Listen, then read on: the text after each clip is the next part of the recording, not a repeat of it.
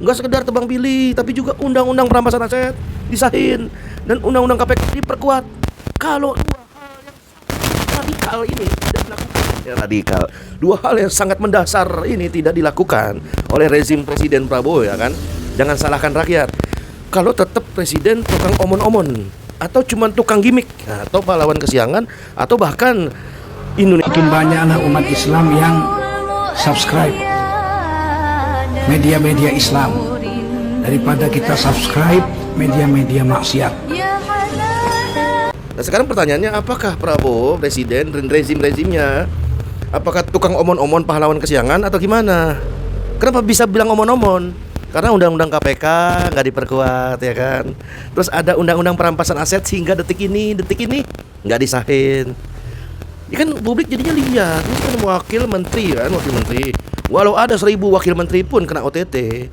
Selama undang-undang KPK nggak diperkuat, selama undang-undang perampasan aset tidak disahkan, apalah daya, cuman omon. Tapi memang sih ceritanya gini, ya kan? Begini ceritanya. Namun jika ditarik ke belakang, momen yang sekarang ini kayaknya sudah diramalkan dukun kali, gupron kali ramalkan, sudah diramalkan, diantisipasi oleh presiden. Pernah tuh presiden bilang pidato, ya kan? Dalam pidato itu presiden bilang lebih tajam.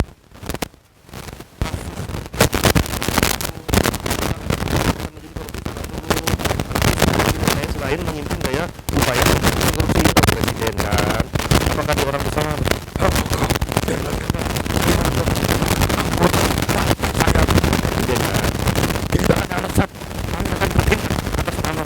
begitu yang gitu. Apakah ini kenyataan hari ini? Nggak tahu kan. Tapi cuma gimmick doang, nggak tahu. Terakhir saya ya. Emmanuel Eliezer, anak OTT KPK usut tuntas, setuntas-tuntasnya siapa dalangnya, siapa yang nyuruh, siapa aktor intelektualnya, siapa yang beri perintah, dan apa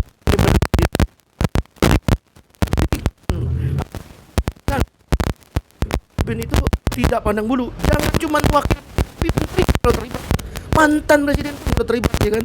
Tepang semua. Jangan Antartika jauh-jauh, di antara kita aja, ya kan, kalau ada, ya kan? Tebang semua yang terlibat korupsi, ya kan? Berangus semua orang terdekat, orang dalam, ya, orang kenal. Yang terlibat korupsi kalau ada. Dan jangan lupa, nggak sekedar tebang pilih, tapi juga undang-undang perampasan aset disahin dan undang-undang KPK diperkuat.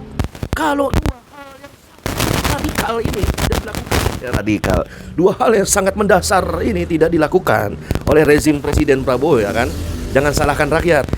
Kalau tetap presiden tukang omon-omon atau cuma tukang gimmick atau pahlawan kesiangan atau bahkan Indonesia gelap. Nah dari sudut pandang Islam ini jelas, saudara.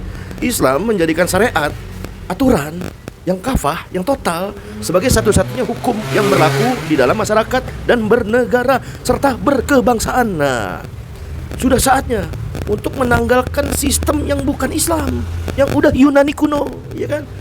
Diganti dengan sistem yang dari yang maha baik, dari yang maha adil. Karena syariat Islam kafah pasti membawa keberkahan dan hukum tidak tebang pilih, ya kan?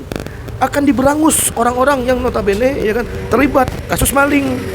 Dengan adanya penerapan sistem Islam kafah akan mewujudkan juga pemerintahan yang bersih, yang berintegritas antara kata dengan perbuatan sama, ya, bukan omon-omon, bukan pahlawan kesiangan, tapi juga berintegritas, dan yang paling penting amanah serta baldatun thayyibatun warabun ghafur. Amin. Allahumma amin. Izin pamit. Wassalamualaikum warahmatullahi wabarakatuh. Apakah ini cuma omon-omon? Nah, apakah akan ada kelanjutan menteri yang akan OTT atau gimana? Kita tonton aja, saudara.